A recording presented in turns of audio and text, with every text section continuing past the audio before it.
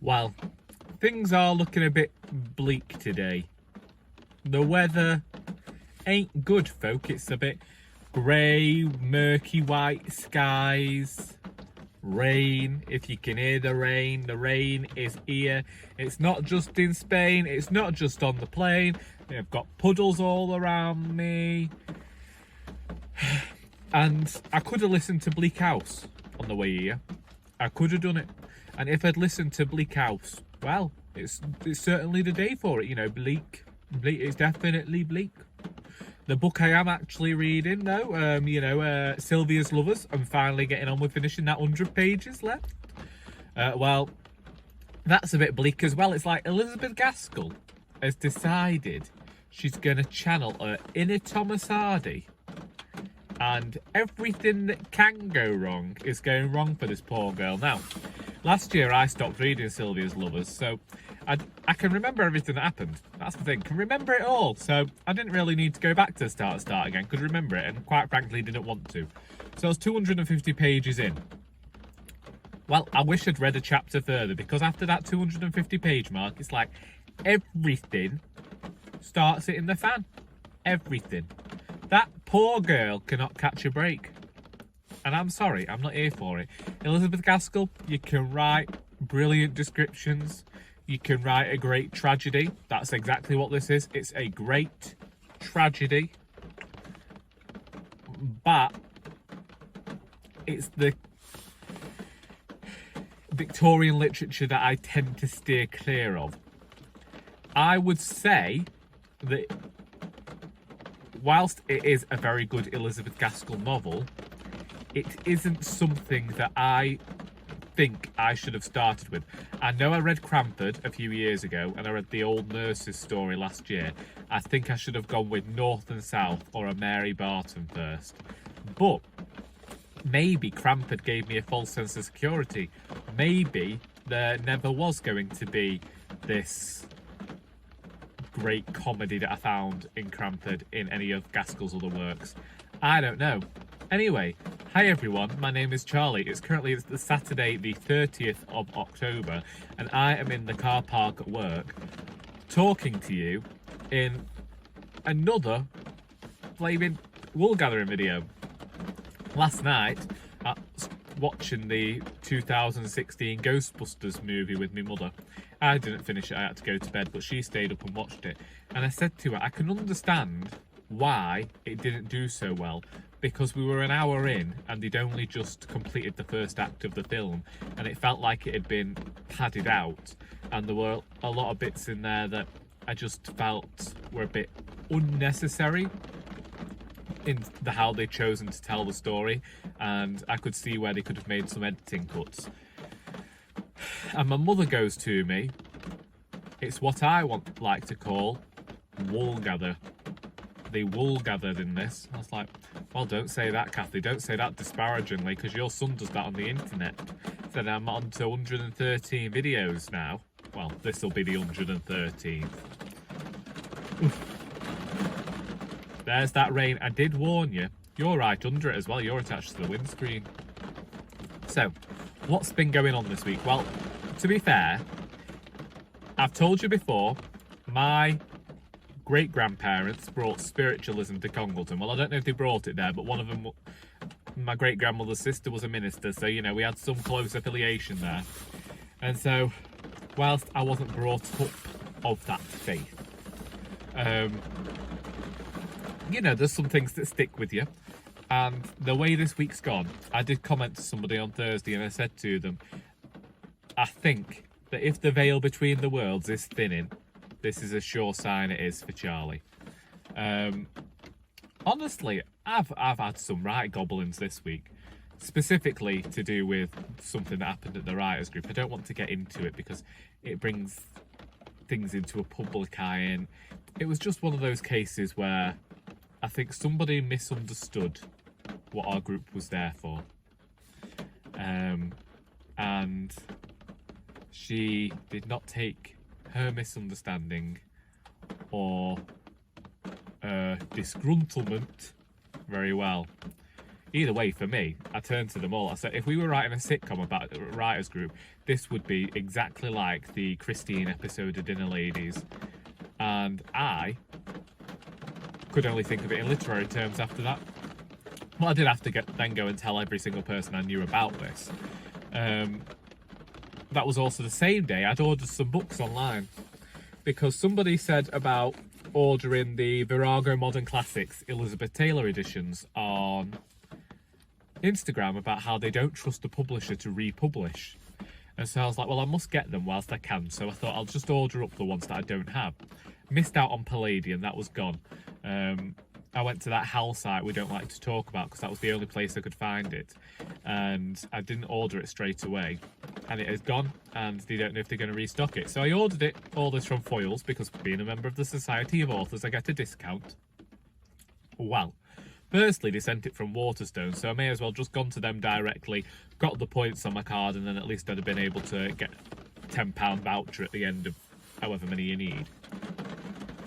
And then the books arrive on Thursday. 2 of them the correct edition, that's fine. 1 of them in the old edition, but not even... I have Mrs Palfrey at the Claremont in the old edition, which would be fine. I was like, I don't mind if it matches. It's too tall, it don't fit on my bookcase. I never even knew they did them that big. That's got to go back. And I've been waiting for the paperback of Burning God by R.F. Kuang to come out since I read it on my Kindle last August. So I pre-ordered this. It comes through. They shoved it into the they shoved it into the box that hard that there's a dent right down the middle of the cover. And it's left a black mark and cut through the spine. So I've got to send them back now. All this.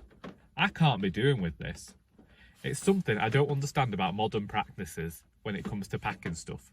I know that we've got to think about recycling nowadays, and I don't have a problem with that. I recycle a lot. We all know this. I'm the person who is still very proud of himself when he had to post something, didn't have any envelope, so he used a Primark paper bag and fashioned that into a parcel. I'm a bit thrifty. I have no problem with reusing stuff. But, and I've said this before, I don't mind if I order a second-hand book and the second-hand book arrives to me damaged. It's part and parcel of that. I mind when I'm ordering something new that's only just come out that day and it's already damaged. So, got to send them back. That's a palaver I didn't need in my life. And that was just Thursday. Then yesterday in work, somebody rings us up and they're bollocking us. Why haven't you delivered my bureau?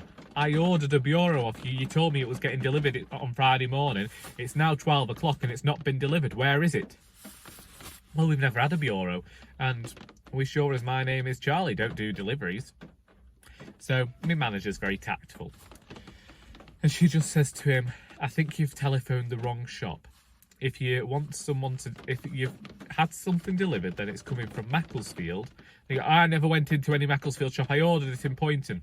Well, do you know what he'd done?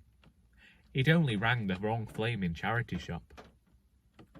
I said to me friends, I hope that when he rang up the other charity shop, after bollocking us the way he did, I hope that he's a bit kinder. Because when he'd finished that phone call, he will have sounded a right lemon. Never found out whether he apologised. Either way, I made a bit of a faux pas, socially. We were closing the shop, you see, and it's a custom we've had for a long while. And firstly, I'll just say this to you. In all my years of working at the charity shop, or even as a volunteer, tears or sad news, I just can't do. Because if you didn't know this about the Heathcote family, we have a funny way of dealing with bad news, and we go sarcastic. And I mean deeply sarcastic. I mean, the humour is dark in these ones. I'm not saying that, you know, we wouldn't like cry at death and we wouldn't grieve, but it's kind of a familial handling thing. So anytime someone cries or they have some sad news, I'll get another staff member to deal with it, because they're able to employ some more of that sympathy, that empathy that normal human beings are so supposed to have, not some tyrant from Macclesfield who's been brought up on a council estate. Well, he comes in, and this man, he's been a customer for years, get on with him, chat with him, always have done. And we've closed, so he's the only customer in the shop. And as he's leaving, he decides to stop me, and he gets into that, you know, that somber tone that everyone talks about when they, you know, they're going to deliver some bad news. You know, like when they went, I'm afraid that you scored less points than such and such, so we're going to have to make you redundant. But there is a chance that you could go and work elsewhere. It's been 6 years, still not over it, but stuck with the charity, so, you know, bygones be bygones and all that. So he's somber to me. Fine, somber. I'm like, okay, let's just hope it's nothing too bad. Let's hope he's got a dead pet. We can cope with dead pets. I understand dead pets. I understand dead human beings. I've been to countless funerals. That's how I've ended up so sarky. Oh.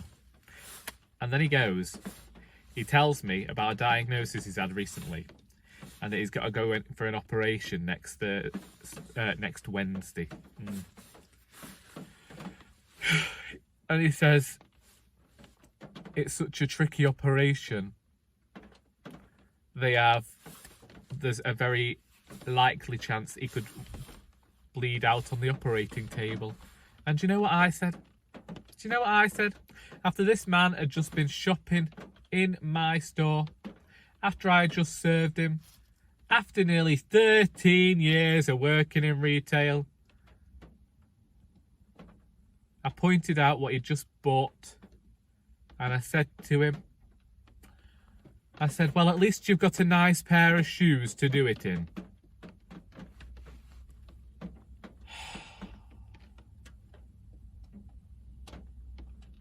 That was not the reaction he wanted, and I could tell, because from going somber, he then just kind of looked shocked. Like, oh, this man clearly thinks, yeah, there's a chance. There's a chance I could die, but at least he's got my money out of me. My Christ, Charlie. This is why I tend to stay away from dealing with the public. Because I don't have it within me to be sympathetic. I'm not the sympathetic one. Anyway, I thought we're going to have to unravel this. We're going to have to go back. We're going to have to find some of that deep-seated empathy that we never knew we had somewhere. Well, I managed to salvage the situation, talk it through, thinking I just want to put my shutter down and go home now, but fine. And then I kind of change it. I remind him he's bought shoes, and I just say to him, you must be hopeful it's going to go okay anyway, because I know I certainly wouldn't be buying shoes if I thought I was going to die next week. I actually think I used the phrase cark it. My manager said the final thing I said was okay, but she just looked at me completely dumbfounded at the first thing. I'm still appalled with... I'm not even appalled with myself. I'm not. That's the issue. Told my brother about it. He was in hysterics. This is the younger brother. My sister would have dealt with it well. My sister's okay with people. My mother as well. She's okay. I mean, we're all, like I say, we're all very sarcastic. We've all had bad news in the past and it's not done well. It's one of the reasons we all go home if, you know, like siblings will arrive home.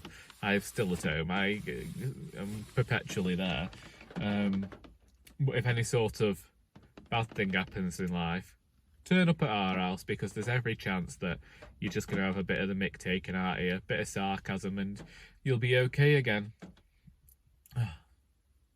It's probably a very deep-seated issue that we all need to get sorted out, but, you know, one day maybe. I don't think we will. I really don't. So, apart from upsetting people and all around being a terrible person, what else have I been doing this week? Well, we finished Doris last week.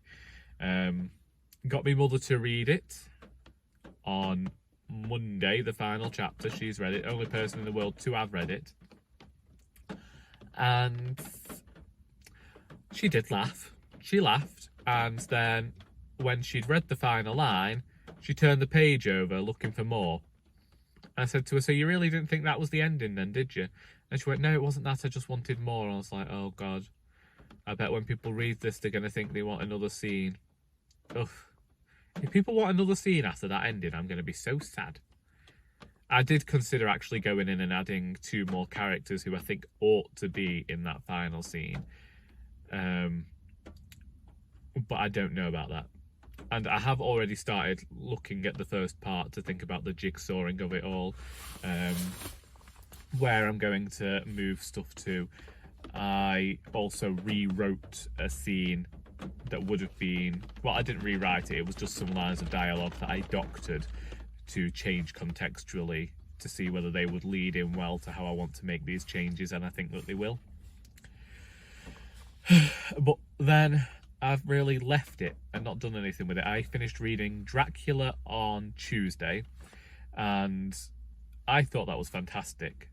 I really did. I know that other people have had huge issues with Dracula, and they find it boring, but I found it just dark, full of innuendo. It's stories within stories, and sometimes I admit it could be boring. I do not think that it's the best book in the world, but I was reading this and I could see why this was the character that used to inspire my nightmares, which is true.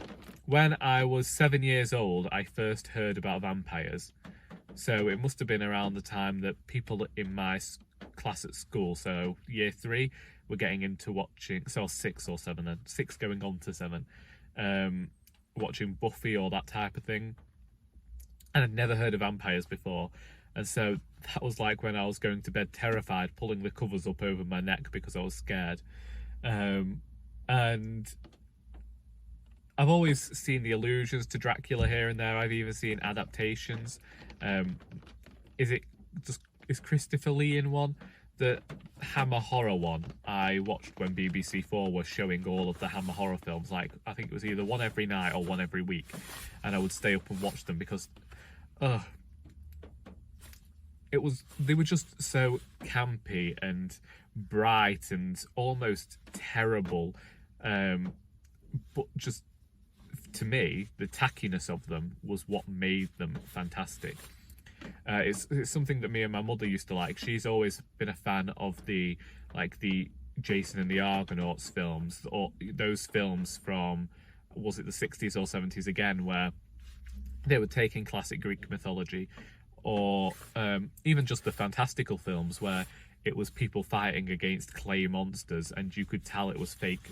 And we just have a great adoration and nostalgia for those films where you can tell it's fake, it's so terrible it's fake. And that's one of the things my mother still can't cope with today.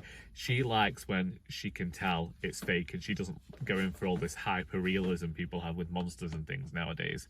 But yeah, Dracula I thoroughly enjoyed and went straight into reading Shadowplay by Joseph O'Connor, which is set in the late 1800s. Bram Stoker is about to write Dracula, and it flits around through time as to when he's meeting Henry Irving, and Henry Irving is setting up the Lyceum Theatre. He is one of the biggest actors of his generation, and he wants to bring in Alan Terry, who was the biggest actress of the generation, and somebody who they were calling or they still do, the first major celebrity.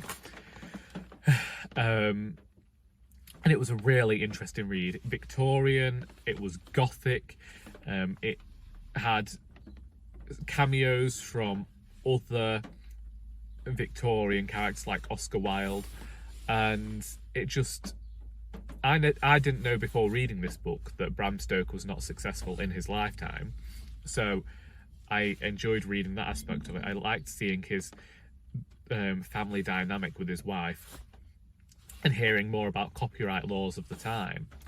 I'm currently being watched by the man at... Oh, we know this man. How do we know this man?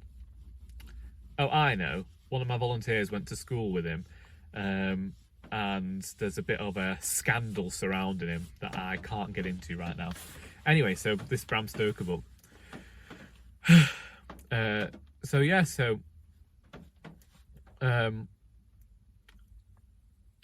It was gothic, and there's also Jack the Ripper happens at the time, and there are some little touches of the supernatural here and there that aren't actually, that I feel like are used to colour the piece. And there are references and allusions to what goes on in Dracula and some of Stoker's other books. It reminded me of Diane Setterfield in the way that Bram Stoker's literature is used to create some sort of subtext within the novel. I also liked the questioning of Stoker's sexuality within the book, because that has been a question that scholars have had ever since Dracula became so popular. Indeed, when I first read Dracula, the start of it, all those years ago, I did think there was a bit of sexual tension between Dracula and Jonathan Harker, and I would have been quite happy with a book where Dracula and Harker just went off to Whitby to set up a B&B. I know Paul Mars has the Bride of Frankenstein in her B&B, but still. The only issue I had with my edition was that it was the Richard and Judy edition, where they write introductions and then they ask the author questions at the end, and they did not know enough about history or the historical characters that Joseph O'Connor had mentioned in his book. They were questioning him, and the questions felt as though they were being somewhat critical of Joseph O'Connor for being woke in his book, because he included references to sexuality in the Victorian period. And it rubbed me up the wrong way, because it was like, it wasn't just heterosexuality before the 1980s, love. We know this. There were famous homosexual, bisexual and lesbian people in the Victorian period. It's just, these aren't things that were discussed or talked about in any sort of, I'm going to say affectionate manner, but I just mean they weren't spoken of kindly, is what I'm saying. And I just felt like Richard and Judy in these questions were being somewhat backwards in their views. Especially when they were questioning Walt Whitman's sexuality. Why did you choose to make Walt Whitman gay? Seriously, that's the question you can ask. Look back at your history, love. If you're going to create a book club, at least know something about literature. But otherwise, Shadowplay, really fantastic book that I recommend, especially at this time of year, because it was so gothic and murky. Captured London's... I've never been to London, but it captured something so well, and the prose was sublime. Really big fan of this book. And yeah, like I say, listening to Sylvia's Lovers now. I'm trying to think if I've listened to any new... I have. Kyla LaGrange released Neverland, and I got in trouble with my mother for playing it too loud. I don't know, age of 29, getting told off by your mother for playing music too loud. And then yesterday, well, I quite liked it. I quite like this Neverland song. It's about really kind of not wanting to let go of your youth, I think, and holding on to that person, but knowing that you kind of got to grow up a bit as well. And then after events on Drag Race UK on Thursday, Charitza May released their debut single, My Pussy Is Like a Peach, yesterday. So I sent it to a friend of mine, because I didn't want to know what to make of it. They loved it. I'm a bit, yeah. It exists. It exists. Anyway.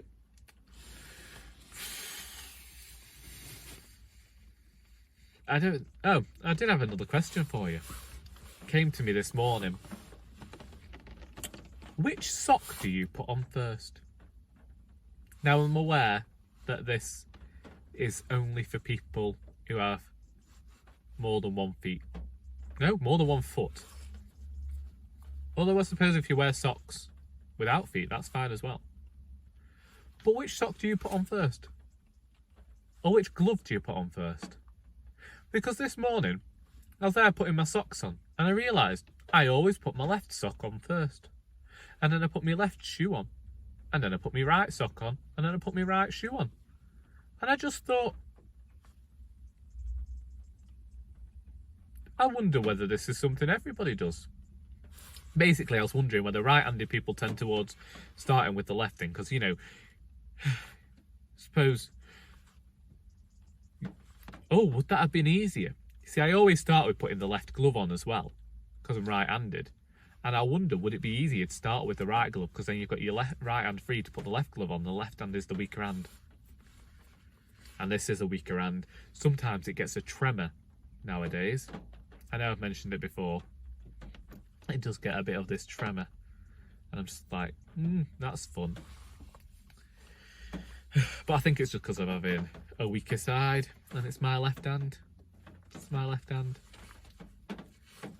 Other bit of news from this week for you. My manager's here, so I'll have to tell you later.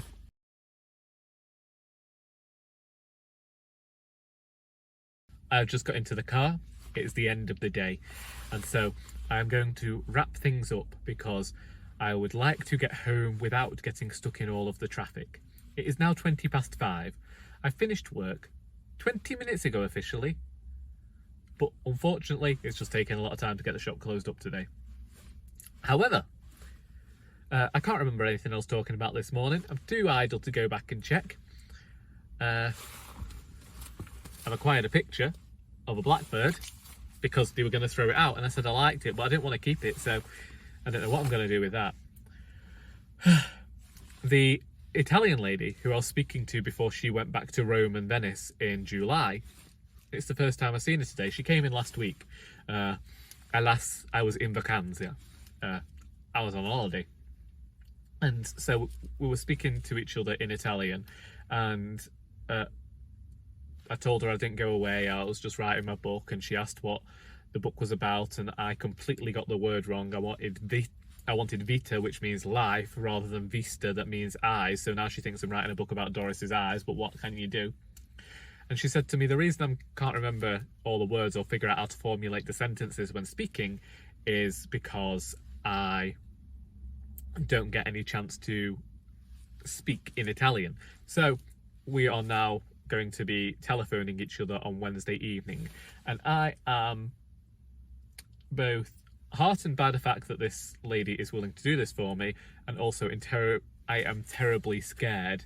Molto spaventale. I think that's completely incorrect. I think, yeah, that isn't completely incorrect. So anyone who does speak Italian, do feel free to tell me how to properly say that. I am very scared about the prospect, but it's more from a place of the worry that I will embarrass myself, despite the fact that I know that she's actually a very kind person who works hard to, if I am unable to understand something she is saying, will reformulate the sentence into a manner in which I can understand, and she's only trying to help me out with something that I didn't even ask for. And it's strange. The kindness of others I always find somewhat strange, but I suppose that I really ought to just get over it because somebody is offering to help me. Fantastic day at the shop. We made a lot of money, as we usually do on a Saturday. Some good donations we got through. I've acquired a few books. Nothing to show on here really. One book I saved from a bin, which was Dr. Jekyll and Mr. Hyde, and I just got a copy of the 13th Tale because I don't have a copy of that, and I have wanted one ever since I read it.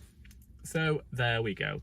I think that is my day. I am going to head off home, possibly get stuck in traffic. I have a lot of bird muck to clean off my windscreen because I've parked under a tree. Have a cup of tea, watch some Strictly, and yeah. How's your day been? I will admit, just to go back to the Italian thing for a second, this woman, her friends came in, and she'd been speaking to me in Italian for about 5 minutes at this point, and a friend came in, and immediately she switched it straight onto English. I don't know how she does it, because there's something in my brain that as soon as I've spoken any tiny bit of Italian, like imagine, I don't know how people do it. I don't know how people manage to be bilingual. And she could switch like that. I, on the other hand, went from speaking Italian, and then I'm stood there chatting to my volunteer and I'm struggling to remember English words. Or, well, yeah, vice versa. It's difficult. I don't honestly know how people go about it. It fascinates me. And for somebody who has, like, I have an intention of returning to Italy one day in future and being able to speak the language or just read things, understand what I'm doing, because I get a great bit, you know, I'm a naturally anxious person, so the idea of knowing more of the language does make me feel less anxious and less worrisome about the prospect of going, because I feel like I'll be able to communicate with people.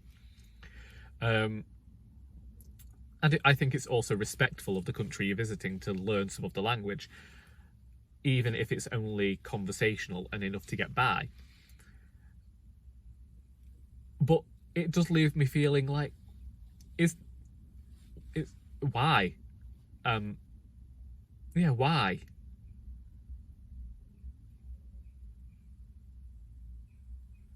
I don't